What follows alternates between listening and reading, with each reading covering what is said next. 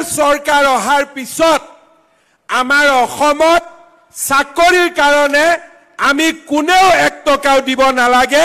মাত্ৰ পঢ়া শুনা কৰিলে আমি চৰকাৰী চাকৰি পাব পাৰো যোৱা 3 বছৰত আমি প্ৰায় 1.5 লাখ ল'ৰা ছোৱালীক 1 টকা নোহোৱাকৈ আমি চৰকাৰী চাকৰি দিছো আগতে ডিএসপি মেজিস্ট্ৰেট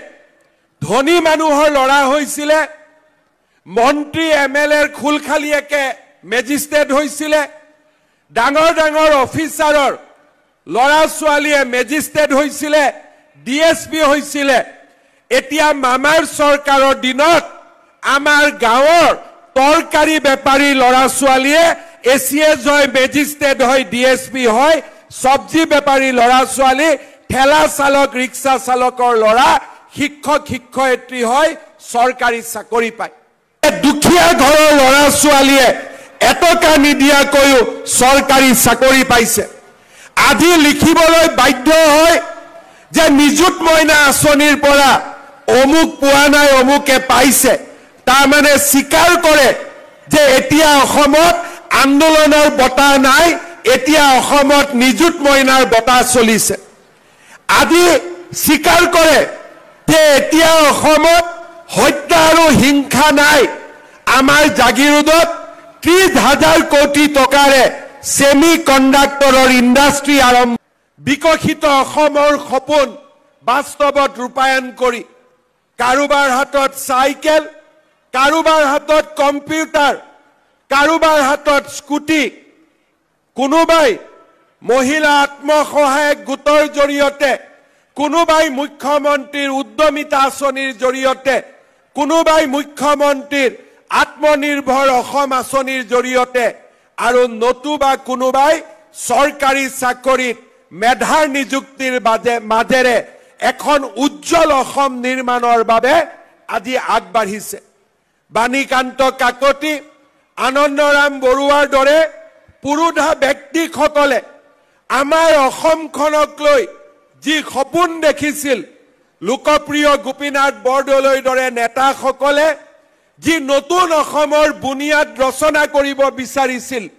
আজি আমি তাক বাস্তৱৰ ফালে আজি আমি লৈ গৈ আছো যেতিয়া আমি একোখন জিলাৰ সদৰলৈ আহো সেই জিলাত নতুনকৈ নিৰ্মাণ হোৱা stadium swimming pool auditorium district library নতুন নতুন দলং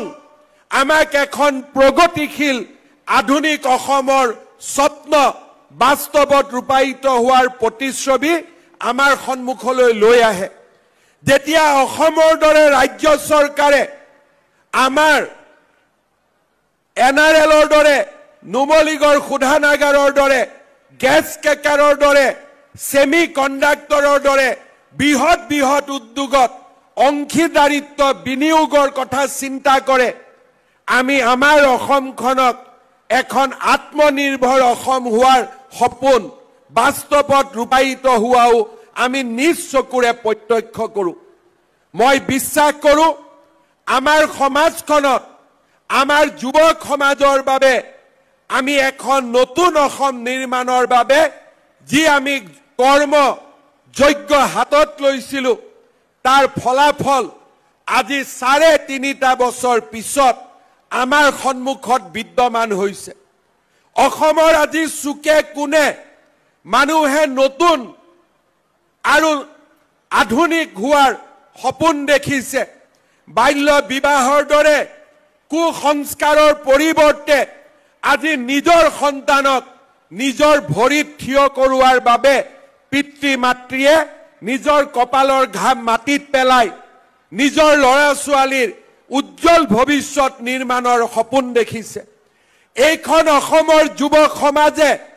আন্দোলনৰ পৰিৱৰ্তে বৌদ্ধিক সাংস্কৃতিক ক্ৰীড়াৰ জৰিয়তে এখন নতুন অসম নিৰ্মাণৰ কামত ব্ৰতী হৈছে বিগত 3.5 বছৰৰ ভিতৰতে এনে এক বিশাল পৰিৱৰ্তন আমি কেতিয়াও কল্পনা কৰা নাছিলো যিখন অসমৰ বাতৰি কাকতত প্ৰতিদিনেই এটাকৈ গড় হত্যাৰ বাতৰি প্ৰকাশ পাইছিলে আজি সেইখন অসমৰ বাতৰি কাকতত নিৰাশাৰ পৰিৱৰ্তে ভৱিষ্যতৰ নতুন অসমৰ বাতৰি প্ৰকাশ কৰিবলৈ সকলোৱে বাধ্য হৈছে। মই বিশ্বাস কৰোঁ এনে ধৰণে আমি অনুষ্ঠিত কৰা অনুষ্ঠানসমূহে আমাৰ নতুন প্ৰজন্মৰ বাবে প্ৰেৰণাৰ যোগান ধৰে। আজি যেতিয়া ইয়াত সমবেত হোৱা 10,000 ছাত্ৰ ছাত্ৰী ঘৰলৈ উভতি যাব, মানুহে বুজি পাব যে এই ছাত্ৰ ছাত্ৰীসকল আন্দোলন কৰিবৰ বাবে নগাঁৱত অহা নাছিল। আমি যিখন অসমত জন্ম লৈছিলোঁ, আমাৰ অসমখন বেলেগ আছিলে। যোৱাকালি মই মোৰ এটা ভাষণত কৈছিলোঁ যে আমি যিখন অসমত জন্ম লৈছিলোঁ, সেই অসমখন প্ৰতিদিনৰ অসম আছিলে, য'ত প্ৰতিটো দিনাই প্ৰথম পৃষ্ঠাত আন্দোলনৰ খবৰ আহে, গুলীকাণ্ডৰ খবৰ আহে, আলফাৰ বাতৰি আহে, আৰু পেপাৰৰ প্ৰতি পৃষ্ঠাত APSCত চাকৰি দিয়াৰ বাবে কিমান কোটি টকা ঘোষ দিব লাগিছিলে তাৰ বাতৰি আহিছিলে। আজি আমি নতুন অসমৰ নিৰ্মাণ কৰিছোঁ। এতিয়া অসমৰ প্ৰতিদিনে ছ'চিয়েল মিডিয়াত, টেলিভিছনত, বাতৰি কাকতত ইচ্ছা নাথাকিলেও আমাৰ মানুহে দেখুৱাবলৈ বাধ্য হয় যে দুখীয়া ঘৰৰ ল'ৰা ছোৱালীয়ে এটকা নিদিয়াকৈও চৰকাৰী চাকৰি পাইছে। আজি লিখিবলৈ বাধ্য হয় যে নিযুত মইনা আঁচনিৰ পৰা অমুক পোৱা নাই, অমুকে পাইছে। তাৰমানে স্বীকাৰ কৰে যে এতিয়া অসমত আন্দোলনৰ বতাহ নাই, এতিয়া অসমত নিযুত মইনাৰ বতাহ চলিছে। আজি স্বীকাৰ কৰে যে এতিয়া অসমত হত্যা আৰু হিংসা নাই। আমাৰ জাগিৰোডত 30,000 কোটি টকাৰে ছেমি কণ্ডাক্টৰৰ ইণ্ডাষ্ট্ৰী আৰম্ভ হৈছে। আজি আমাক বেয়া পোৱা মানুহেও স্বীকাৰ কৰিব লাগিব যে প্ৰত্যেক জিলাতেই ব্ৰহ্মপুত্ৰৰ ওপৰত আজি দলং হৈছে, প্ৰত্যেক জিলাতেই আজি মেডিকেল কলেজ হৈছে, প্ৰত্যেক জিলাতেই একোখনকৈ ইউনিভাৰ্চিটি নিৰ্মাণৰ আজি সপোনেৰে অসমে খোজ কাঢ়িছে। আমি চাওঁতে চাওঁতে হত্যা, হিংসা, আন্দোলন আৰু নিৰাশাৰ অসমখনৰ পৰিৱৰ্তে